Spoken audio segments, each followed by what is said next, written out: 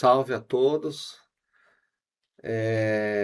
Meu nome é Regis Andriolo. Eu tenho tido experiências, né, na questão da avaliação das evidências científicas, há pouco mais de 20 anos. E nos últimos 5 anos nós temos percebido, né, a ampla disseminação de elementos do que chamam de saúde baseada em evidências ou medicina baseada em evidências, né? O lado positivo da ampla disseminação de certos elementos, né, inerentes a essa, digamos, abordagem, né, ou paradigma, né, que também não é muito popular, mas alguns referem como a nova epidemiologia, né? E nós sabemos que esses elementos que compõem a chamada medicina baseada em evidências, na verdade, são bem conhecidos há muito tempo, né? Não há nada de novo, mas sim a maneira de utilizar. A vantagem da ampla disseminação é as pessoas, a comunidade científica e até o leigo, ambos compreenderem ambos os setores, né? Compreenderem que tais elementos existem, né? Por exemplo, a questão da confiança, né, em um relato científico, uma divulgação, uma afirmação. E essa confiança, pessoal, ela sempre varia dentro de um espectro, né, de mais confiança ou menos confiança. Para a saúde pública, para a tomada de decisão individual e em termos de saúde pública ou coletiva, né, esse instrumental é muito importante, né? Mas ele como todo instrumento, pode ser utilizado de maneira adequada ou equivocada. Bom, e a maneira equivocada presumivelmente causará danos, né? Nós temos um estudo, é bem difícil, né, avaliar o erro de conduta em saúde, mas um dos estudos mais icônicos é do Macari, né, publicado em 2016. O erro médico, médico no sentido de assistência, tá, pessoal? Assistência em saúde. Os autores referem como medical error, né? Mas é erro em assistência, né? Não é do profissional de medicina, é dos profissionais em saúde em geral, né? Que fazem assistência e tomam as decisões de saúde, né? O erro em saúde, de condutas em saúde, é um dos principais, né? É um dos mais frequentes, é uma das mais frequentes causas de morte, né, nos Estados Unidos. O Brasil não tem muito bem mapeado isso, mas é algo que chama atenção. E diante desse instrumental poderoso, né, chamado saúde baseada em evidências, né, em que é constituído por um tripé, né, nenhum sobrepuja hoje o outro, né, nenhum elemento, nenhuma vertente do tripé sistematicamente existe para sobrepujar o outro. Circunstancialmente, um elemento ele pode ter mais peso do que o outro, né? Circunstancialmente. Então, o tripé é composto pela experiência do profissional, em que entra o racional, né? A experiência, o estudo, né, do profissional. A outra vertente é a expectativa do paciente, as suas preferências, a sua visão de mundo, a sua realidade cultural. Isso tem que ser considerado, né? Não pode colocar a experiência do profissional acima de tudo, né? A visão do profissional. E o terceiro elemento é a evidência disponível. O que é evidência? Aquilo que está evidenciado, né? De modo empírico e sistematizado, empirismo sistematizado, né? Então, todo estudo ele é gerado a partir da percepção do observador. Ainda que em estudo experimental, né, existe aquela distinção formal, né, de estudos observacionais, experimentais, mas o fato é, em ambos, alguém percebe o fenômeno, anota, né, e o faz de modo sistematizado, mas isso é empirismo, tá? Então, a gente tem dois tipos de empirismo, empirismo não sistematizado, aquele da prática, tal, e o empirismo sistematizado, né? Então a gente busca sistematizar no método científico, né? Lembrando que por meio desse tripé, a melhor evidência científica disponível com a experiência do profissional e as preferências e realidade do paciente, que envolve, novamente, visão de mundo, etc, etc. Então, o que que nós estamos percebendo, né? Vários pesquisadores e tal, né? Tem havido uma certa inclinação para o uso das evidências a ponto de invadir o campo, né? A seara da dogmatização. O que há de mais essencial no método científico, que é a saúde baseada em evidências, né? É a ciência na prática, né? Na saúde pública, nas decisões individuais. Então, tem acontecido, em paralelo com a ampla disseminação, né? Daqueles elementos da ciência que estão se popularizando pela medicina baseada em evidências. Por exemplo, a revisão sistemática, os estudos clínicos, né?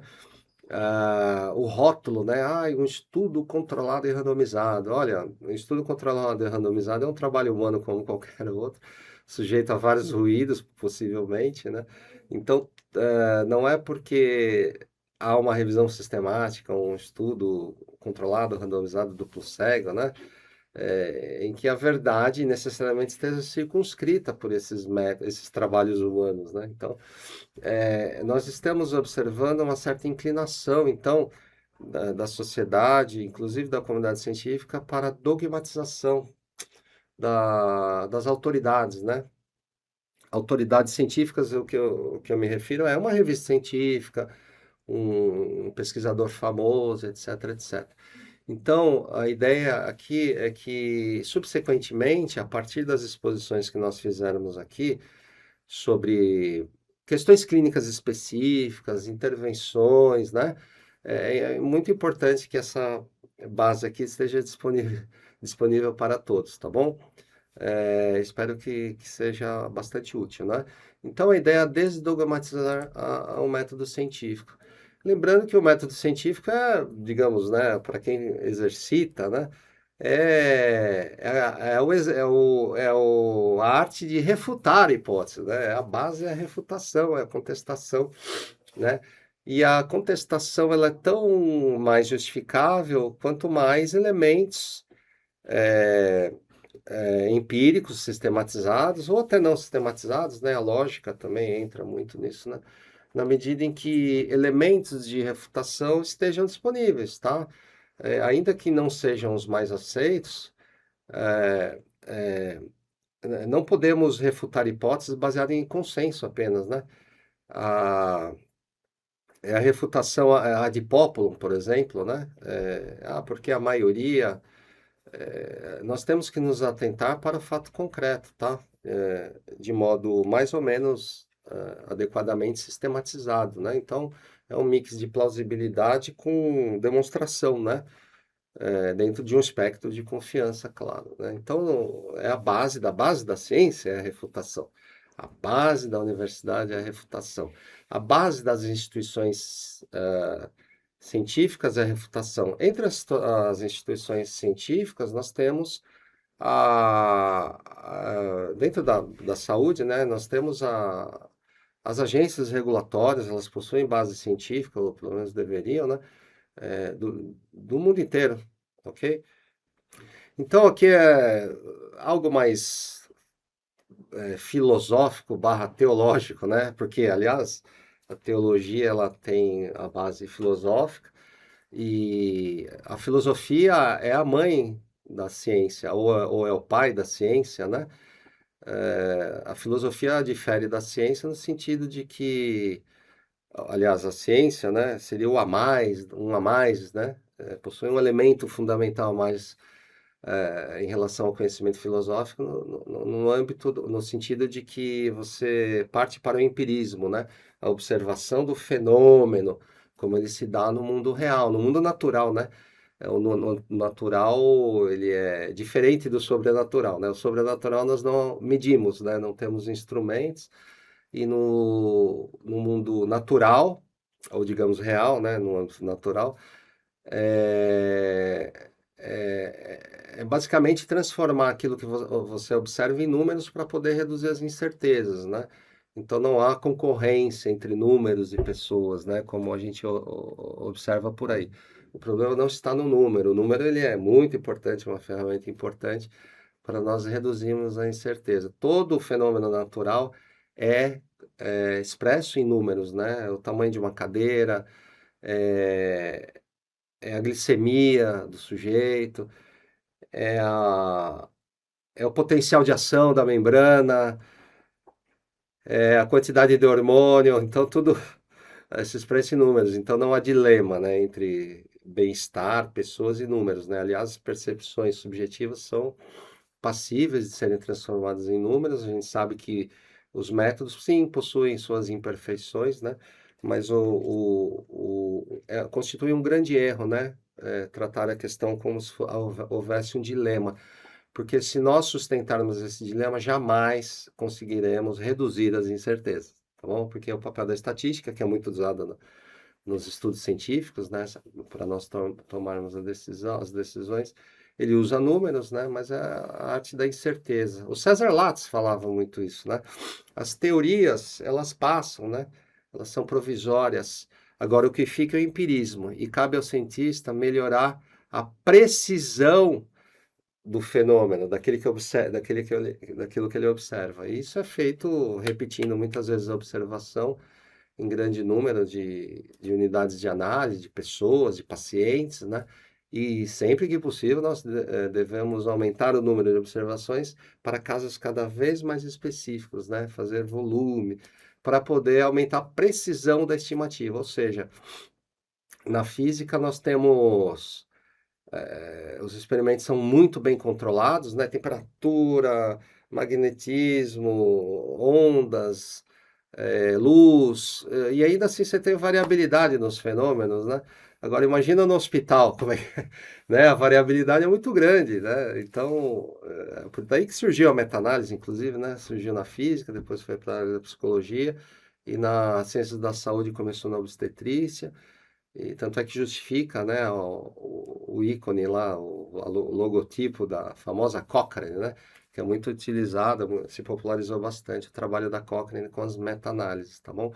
Então, voltando aqui, a questão da necessidade de nós aterrissarmos, né, e pararmos de dogmatizar a ciência. Coitada da ciência, a ciência é só um instrumental, né, ela não decide, não tem emoção, mas é um caminho bem seguro, né, para realizar as devidas demonstrações, tá bom? O problema é o como se conduz, né, o método científico. Então, novamente falando, a gente tem percebido uma certa dogmatização, né? Então, vamos lá. Em 1877, o Charles Haddon, ele fez a seguinte afirmação, né? Isso do âmbito da teologia, tá? Mas irmãos, somos convidados de forma mais séria possível a nos afastarmos da antiga crença de nossos antepassados por causa das supostas descobertas da ciência. O que é ciência? É o método pelo qual o homem tenta ocultar sua ignorância, né? Esse é o mau exercício da ciência, tá, pessoal? Como eu falei, a ciência é um instrumental super relevante, poderoso, né? A má utilização é que leva a isso, né? Não deveria ser assim, mas é. Você não deve ser dogmático em teologia, meu irmão. Isso é ruim, mas para os homens da ciência, essa é a coisa correta. Você não tem de afirmar nada com muito vigor, mas os cientistas, de forma ousada, podem afirmar o que não podem provar e podem exigir uma fé muito mais crédula do que algum de nós possui. Isso entre os congregados, né, da religião e tal. Deveras, você e eu devemos tomar nossa Bíblia e mudar e ajustar nossa crença de acordo com os ensinamentos sempre imutáveis dos chamados homens científicos. Que insensatez isso é? Que insensatez isso é? Pois a marcha da ciência, falsamente chamada assim, pode ser traçada pelo mundo por meio de falácias desacreditadas e das teorias abandonadas. Antigos exploradores, antes adorados, agora são ridicularizados. Enfim, então, se por um lado o cientista, já em 1877, né, começou a crescer essa conduta de ridicularizar quem estava envolvido com a igreja por dogmatizar, né, as proposições, né, bíblicas, etc. E aí sim é o local de dogmatização, né? Enquanto eles, no exercício do método científico, estavam dogmatizando, ou seja, onde não deve se dogmatizar, estão dogmatizando, hoje a gente tem percebido isso, e onde é para exercer o dogma, isso é ridicularizado, né? Então tá vendo uma certa inversão aí, tá bem? Então aqui nós temos um livro, Lakatos, né? É o livro mais, digamos, eu acredito que seja para quem lida com ciências da saúde, metodologia, epidemiologia, né? É o livro mais popular que tem nas universidades, né? A primeira edição dele foi em 1977, né? E, se eu não me engano, nós estamos na oitava edição, né? É aquele livro que tem muitas edições, muitos volumes, né, disponíveis nas bibliotecas, na USP, na Federal do Rio Grande do Norte, aqui na nossa universidade. É aquele livro bem usadinho mesmo, né? Hoje em dia o pessoal tem tocado menos, né, esses objetos, né? Mas é um dos livros mais populares. Os professores dos nossos professores estudaram por ele a metodologia científica, né? Então, eu acho importante revisitar algumas coisas que tem aqui. A gente percebe alguns vícios no texto, né, do próprio autor, mas ele chama atenção, ele coloca algo que é princípio, né? É princípio para quem gera evidência, para quem o pessoal que faz muita diretriz clínica e gosta das diretrizes, né? O pessoal tem esquecido que diretriz clínica é um farol, né? Não é uma âncora. Nunca deve ser uma âncora, né? Então, as diretrizes clínicas são instrumentos poderosos, né? Mas devem ser utilizados com cautela, tá bom? Novamente, é um trabalho humano. Existem imperfeições nos estudos primários, existem sim possibilidade de imperfeição e muita, né? A gente observa nas próprias diretrizes, né? Uma coisa que tem sido pervertida nas diretrizes é o seu princípio, um dos seus princípios, né? Que é o quê? Quanto mais local a diretriz é, melhor, né? Então a gente vê hoje em dia esses ímpetos, né? Institucionais de fazerem diretrizes amplas, né? Sem considerar, amplas no sentido geográfico, cultural, sem considerar a um fenômeno que ocorre no mundo natural. Qualquer fenômeno natural você encontra para qualquer fenômeno, né, observado na natureza, no mundo real, você tem o outro fenômeno, né, associado, que é a variabilidade, né? O pessoal quer fazer diretriz para todo mundo como se não houvesse variabilidade, né? Isso é até estranho, né, a gente chamar atenção para isso, mas se faz necessário, tá?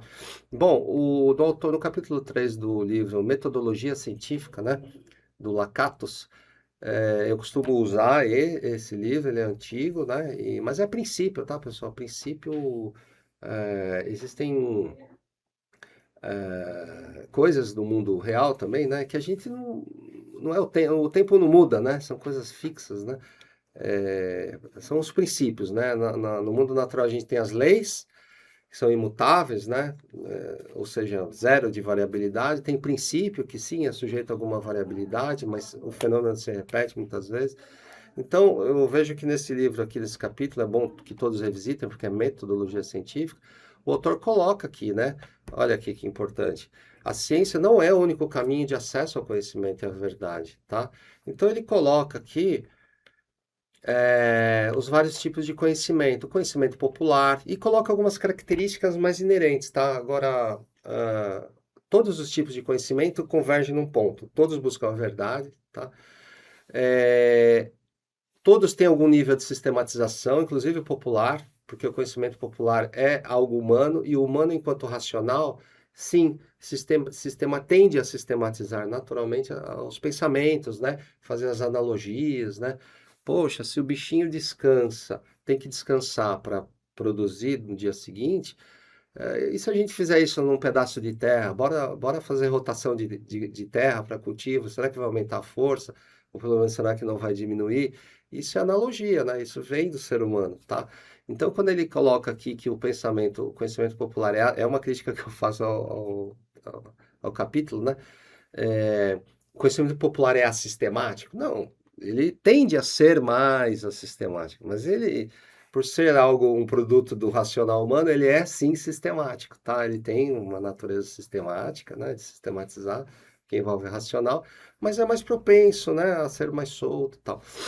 É, tem o conhecimento, o filosófico, né, que tende a ser mais no âmbito do racional, tem essa propensão, sem que haja atenção dos seus executores, né?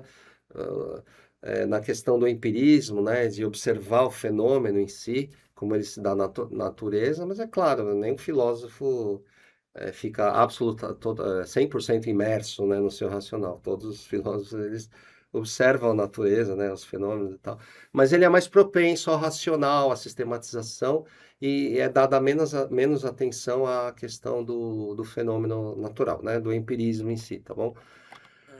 O conhecimento religioso, nele você tem as verdades reveladas e imutáveis, mas também o conhecimento religioso tem muita coisa contingente ali, que é passível de discussão. Por exemplo, eu fiz um ensaio, né, sobre a oração, a efetividade da oração à distância para pacientes internados, né? Tem uma revisão sistemática Cochrane, as direções de efeito vão todas em favor, e eu fiz uma analogia com o postulado da causalidade, que o postulado da causalidade é muito utilizado nas avaliações tecnológicas em saúde. Embora as pessoas não saibam, a gente conhece muita gente que faz avaliação tecnológica e esquece que o princípio dos instrumentos utilizados veio do postulado da causalidade, né? Que é utilizado em todas as áreas do conhecimento humano, né? Então, para eu saber se o medicamento é efetivo e seguro, uma medida de gestão em saúde pública é efetiva e segura, salva mais vidas, etc., eu tenho que prestar atenção em itens relativos à causalidade, né? Aí eu fiz o ensaio fazendo uma relação, né, da oração à distância com o postulado da causalidade do Austin Bradford Hill, né? Então, a demonstração da efetividade é algo passível de ser feito pelo cientista, né? O efeito é um fenômeno passível de ser medido. Agora, o meio de ação a gente não conhece, né? Se é o Gasparzinho que vai ali e faz alguma coisa, se é um raio, a gente não sabe, né? Então, esse intermediário não é ciência, mas o efeito é científico, é plausível, é passível, né? Então, muito do conhecimento religioso ele é passível de ser avaliado por nós, né, da ciência. A gente tem muito artigo mostrando os benefícios, né, da inclusão das pessoas em religiões, em condutas religiosas, né? Pelo comportamento, você tende a prevenir, por exemplo, transmissão de HIV, né? Tem estudo da África que mostra isso. A questão do bem-estar mental. A gente sabe que no momento da oração a gente tem uma mudança no padrão das conexões neurais. Isso tem muito estudo, mas muito estudo mesmo, né? Aí eu mandei esse ensaio para o Ian Chalmers, né? Que é um dos fundadores da Cochrane Collaboration. E ele falou: Olha, você deveria escolher um assunto menos controverso, polêmico. Então, assim, essas discussões fazem parte, né? É o contraditório, né? Você apresentar o contraditório, etc, etc. Bom, o conhecimento científico, ele difere dos demais no sentido de ser mais propenso. A gente preconiza que a pessoa sistematize melhor, né? As observações, procure tirar certos ruídos, né? E é um complementar, né? Então, achei interessante, basicamente, duas coisas aqui, né? O conhecimento interessante não, é inerente ao conhecimento científico e que todos devem resgatar isso, né? O conhecimento científico, ele não é exato, tá, pessoal? Ele é verificável, tá bom? É sistemático, tudo, e tem muito a ver com o popular. O popular também não é sistemático. O popular, e o religioso, por exemplo, são fontes riquíssimas, né, de geração de hipóteses, tá bom? Para o conhecimento científico. Então não há esse dilema, essa concorrência. Ai, a gente vê muito isso na prática clínica, né? Não, o meu paciente aqui a gente só usa coisa científica, né, digamos. É como se não haver a devida demonstração, o fenômeno não existisse, né? A gente vê aqui no Pará, por exemplo, essas condutas, né, andiroba, copaíba, tal, isso vem sido sucessivamente utilizado e empiricamente observado os benefícios e tal, e que só recentemente têm sido demonstrados, né, pelo método científico. Então, o método científico, pela sua natureza, ele tende a ser mais atrasadinho, tá? Então, não vejam essas afirmações vindas de instituições científicas como uma catedral da verdade. Essa é a ideia da nossa aula aqui, tá? Então, todos os conhecimentos são importantes, tá bom? O popular, minimamente, pessoal, é como fonte geradora de hipótese para nós, tá? E a outra coisa também importante do popular é que, de forma menos sistematizada, por muitas gerações e décadas, e muitas, um volume muito grande de observações, é o que sustenta algo que é carregar a maioria das coisas que vem de lá de trás, ou seja, empirismo, né? É um empirismo forte, né? Isso só não é formalmente sistematizado como um artigo científico, etc. Então, não desprezem o conhecimento popular, tá? Aí uma coisa importante, olha lá, no final aqui ele fala assim, essas formas de conhecimento, no final, né, no último parágrafo, por sua vez, essas formas de conhecimento podem coexistir na mesma pessoa, um cientista, né, voltado, por exemplo, ao estudo da física, pode ser crente, praticante de determinada religião, estar afiliado a um sistema filosófico e em muitos aspectos de sua vida cotidiana agir segundo conhecimentos provenientes do senso comum, né? Então, a gente deve dar amém porque está no livro de metodologia? Não, só que é absolutamente sensato, né? Que esses conhecimentos todos são relevantes, tá? Então, a ideia é desdogmatizar as afirmações vindas, né, de autoridades e instituições científicas, né? Então, aqui, por exemplo, né, seguindo, né, essa conduta provocativa, né? Quem exerce ciência, sim, deve ir atrás do contraditório, né? No início Bom, enfim, foi publicada, pessoal, um achado científico, né? Que a gente viu depois que não era um achado científico, em maio de 2020, né?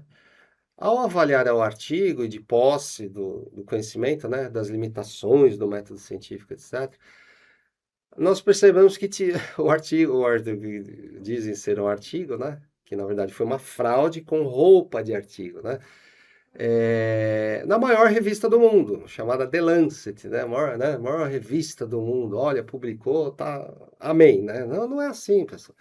Tá, as revistas mudam de gestão, muda de gente, existem ruídos, pessoal, muito mesmo, né, na questão científica aí.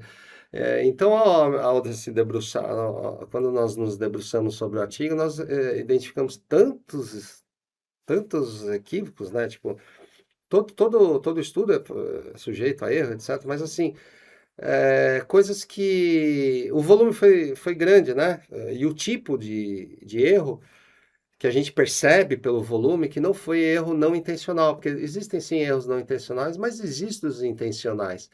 Então, o artigo na maior revista do mundo constava ali vários indícios de erro intencional, tá? Que chama fraude, né, pessoal?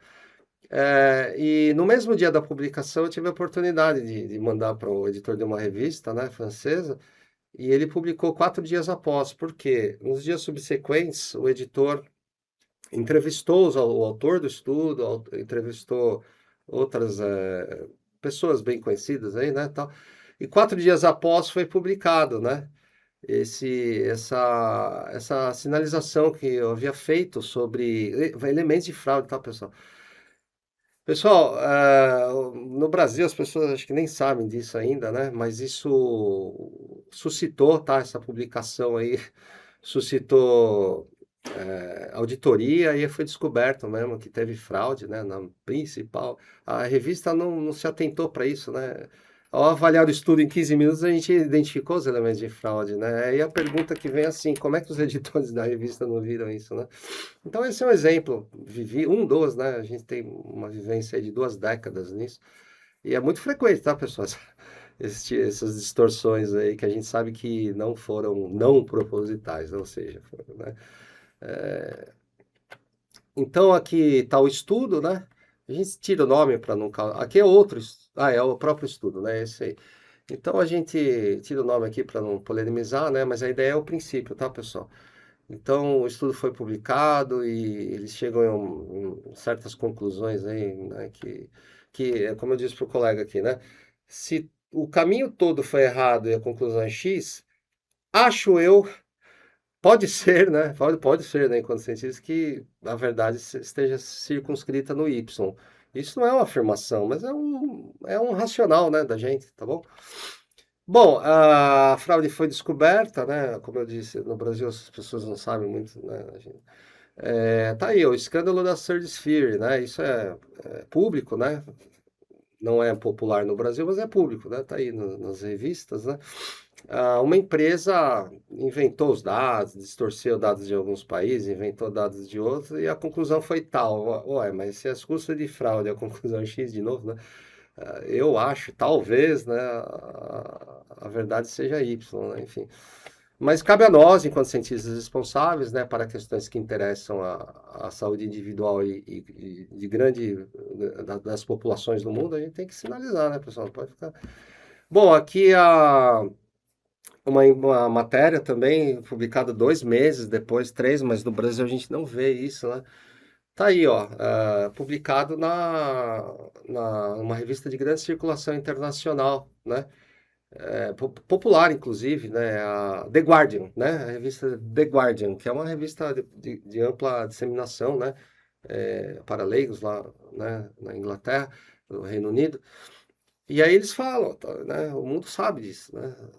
Governos tomam decisões baseadas em estudo fraudado. É complicado, né? Aqui outra também, né? Aqui é de importância para quem lê os achados, né? Para ter reserva, tudo, né?